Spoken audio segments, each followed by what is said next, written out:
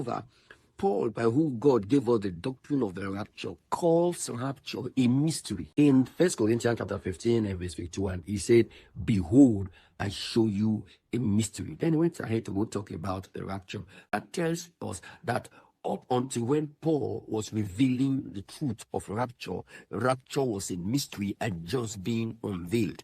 It couldn't have been called a mystery by Paul if the Old Testament already explained it to the point of including it in its timeline. Again, those that believe that the Feast of Trumpets points to the rapture claim that the rapture is called the Last Trumpet and that the Feast of Trumpets is the last feast when the last trumpet is blown. This is very wrong, not to further from the truth.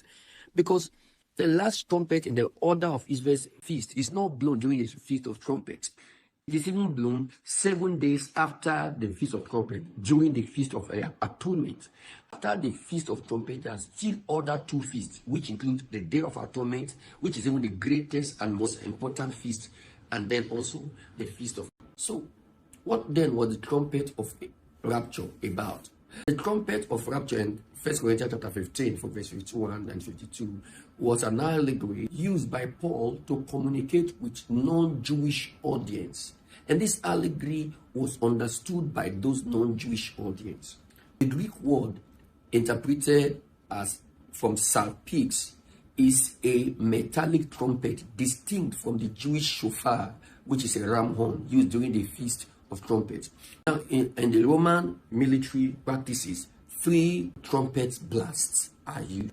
The first gathered the soldiers, the second prepared them for movement, and the last signal the command to march out of camp. Paul used this imagery to describe the rapture.